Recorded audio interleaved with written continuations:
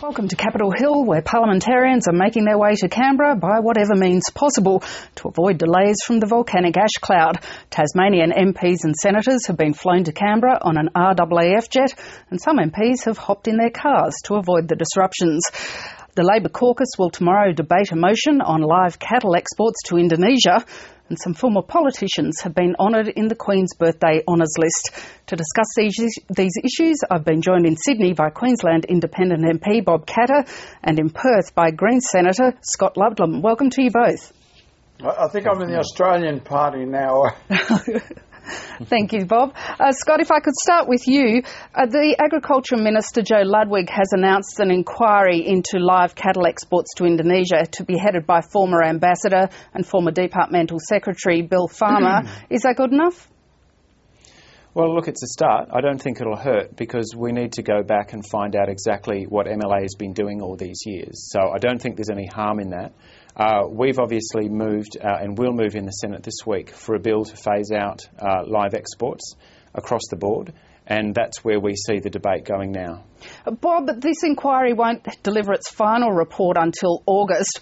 What will the indecision or the delay... Let me just come back to what Scott said. You callous, vicious people. You callous, vicious people. There are 3 million Indonesians that will go hungry as a result of your decision. Because looking at it, I don't think they can get the cattle from Brazil. And if they can't get the cattle from Brazil, there is no replacement for what is protein. I mean, they can get some calorific food, but they can't get protein. And you just cold-bloodedly do this. Now listen, my friend. No. You give me the... Are you just going to shout all the way through? No, I'm not. No, I'm not. I'm going to pin your ears back. I was brought up in an outfit called Christianity, where you do good to your neighbours. Now, if you don't like Christianity, there's another mob that say if someone does bad to you, you do bad back to them. Now, we are fighting a war, and we have fought continuous wars from the time I was 17 and I was handed a rifle on securing our oil supply. Now, these people are talking about their food supply.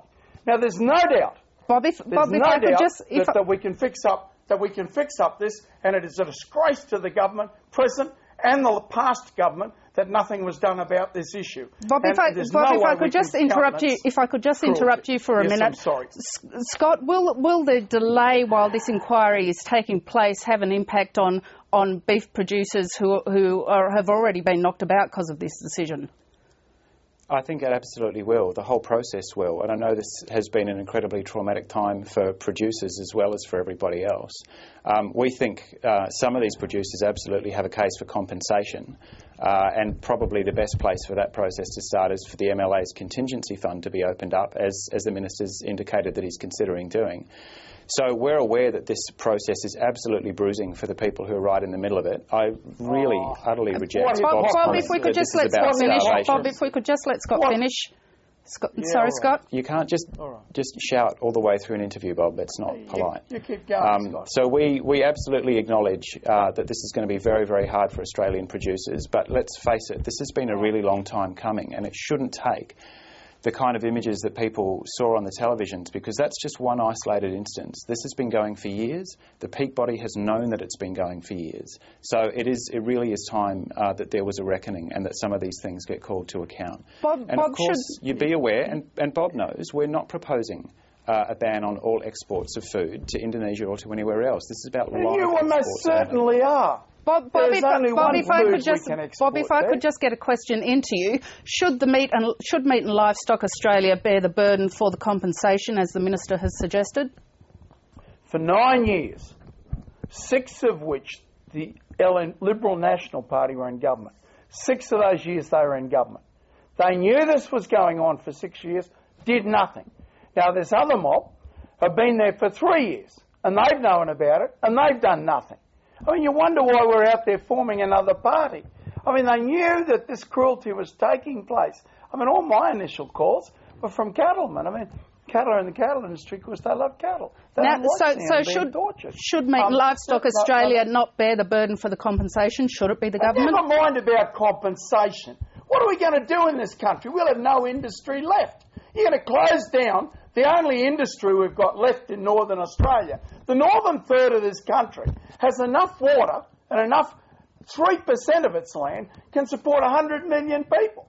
And we're doing nothing with it. And this fellow is saying what little we're doing with it, he's now going to close down. So our frontiersmen, the best people we have in this country, are going to be completely destroyed. Why? Because an incompetent government, and an incompetent government before it, and an incompetent MLA were left out there, and right at this very moment, as far as I can make out, they're not doing one single thing. There is not one single knocking gun on its way to Indonesia. There is not one single branding cradle with a spring on it going to Indonesia. Not one single thing have they done except to take it out on our poor old beef producers. Our poor old beef producers. I mean, go into their homes. If you think they're rich people, go into their homes up there living on our frontiers. And I might add, about a quarter of them, maybe half of them, are of Aboriginal descent. So, you know, they've copped it in the past and they're going to cop it again now. Scott, do you think there's any way that the live cattle export to Indonesia can be made acceptable to the Greens? It's not just about what's acceptable to the Greens. I've had more email in the last fortnight on this issue than everything else combined. This is about what's acceptable to our entire community. And the short answer is no. I think it's interesting that Bob hasn't addressed the one issue of the fact that we're not just exporting live animals for slaughter. We've exported all our jobs to places like Indonesia and the Middle East. Because they're low-wage countries. And we've got abandoned and closed slaughterhouses across the top end of Australia. And in the southwest, indeed, in the instance of the live sheep trade, that have been closed because the industry found it cheaper to export live animals and close the slaughterhouses here. So if we're going to be talking about restructuring and looking after people's jobs, I think we need to take it a step back and take a look at how the industry's found it convenient on account of low labour costs in the countries where we export to, that effectively we've been exporting the jobs as well. I think that's where we need to start. But would you like to see abattoirs reopened across northern Australia? This bloke is going to wipe out, 20% of the Australian beef industry, and he's preaching to us about jobs. Now, I'll tell you, by the time you've paid to get a beast from North Queensland, it's worth maybe $700. You've got to pay $150 to $170 to take it from North Queensland down to a meatworks. You say put the meatworks in North Queensland, right? Sounds a good argument. How is an Indonesian going to buy a beast processed in Australia? I mean, a beast processed in Australia into leather and into food and into fertiliser, a beast processed out is $8,000. A beast processed out in Indonesia is under $1,000. So you're just going to wipe this market out. But you don't care about those people going hungry.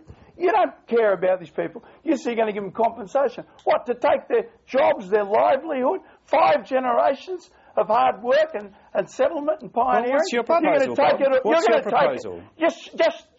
Just listen to me. Right? Let's hear it. You're going to take their life. Just shrieking. Tell us all about it. What's your proposal? No, you're interrupting. Linda, am I going to get my say, or is this bloke going to be allowed to interrupt me? Well, Bob, I think he doesn't like what I'm saying. I've been pretty patient like what so I'm far, saying. No, I'm going to talk now, and you can talk over the top of me if you like. Let me say that they can't afford to buy these cattle. We can't afford to send that beef 2,500 kilometres. They're the ones crying about the CO2. That has to travel 2,500 kilometres to be processed, and then has to travel 2,500 kilometres north. 5,000 kilometres round trip on trucks, right? When a simple 80 knocking guns or 80 branding cradles can go up there. This bloke constantly thinks, and I'll tell you what the real thing is. Just quickly, Bob, because we have to move on. Animals. Their policy is to have no hard-hoofed animals in this country. Now they're going to close manufacturing with their carbon tax. They're going to close this industry. Bob, I'm sorry. What industry will you leave in Australia? Bob, I'm sorry. What industry will you leave? If we could move on, just one other issue today. Some former politicians have been given honours in the Queen's Birthday Honours List. Scott Ludlam, some of those were for the work that politicians did in Parliament. Should politicians get honours for doing their job? I think if they've done it especially well, I don't have any problem with that at all. I know there's a lot of cynicism about the work that MPs do, but take, for example, Natasha Stott-Despoja. I genuinely don't begrudge that. In and out of Parliament, I think there's a real service to the country there, and I don't begrudge that at all. Bob, do you think that that former politicians should be given honours if they're being given honours for their service to the Parliament? I'm very proud to say that my family, who have been in public life in Australia for about 130 years on my father's side, we've never asked for an award, and believe me, everyone who gets an award has somehow or other asked for it, and I don't deny them that. But I'm very proud that we never sought that and would have thought it was inappropriate. My family, speaking for myself, we would have thought it was inappropriate, but I don't mean to cast dispersions upon other people for going down that pathway. Other people may get a big kick out of that sort of thing. Maybe we just don't appreciate or want that or need it, I suppose. But I think, we're very handsomely rewarded for our efforts in these sort of jobs, and I would have thought that was enough. If you're in a cabinet, you get called an honourable. How many titles do people want? If we could finish with a couple of quick issues. How many do they need? If we could finish with a couple of quick issues for you both, Scott Ludlam. Some MPs have had to hop on RAAF jets to get to Canberra, or one RAAF jet from Tasmania to get to Canberra. You've got to come from Perth. Are you confident you'll be able to make it to Parliament? I hope I can get there. I'd hate to miss, it's the last sitting of the class of 2007 before the new Senate turns over, so I'll be a bit grumpy if I'm left on the tarmac. How much of a change do you think that change in the Senate at the end of this 2-week sitting will make for the Greens? Because, of course, you get the balance of power in your own right. Yeah, well, look, I'm really looking forward to being joined by the new colleagues, and they've just had an 8-month wait. Adam had to get straight to work representing Melbourne, but the new Greens Senators elective have been waiting and studying and getting ready to go. I'm really looking forward to having an expanded team in there. And Bob, as you mentioned at the beginning, you've formed a new party, the Australian Party. Have you enough members for it to be registered yet? Well, I don't think there's many problems with any of those things. We've had 70,000 hits on our website in 5 days. 70,000 hits on our website. But I'd like to be home with my own people. We've gone from 33 million head of cattle down to 26 million head of cattle. So 70,000 hits on your website means 70,000 people have signed up yet? Well, you'd have to ask the party that, I don't think there'd be 70,000 people signed. But I don't think the people that would have, gone to our website will have all been our enemies, that's for certain. And the vast bulk of those people would be inclined to support us. And on that note, I'm sorry, Bob, on that note, we'll have to leave it. Bob Katter and Scott Ludlam, thank you very much for your time today. Thanks, Lyndall.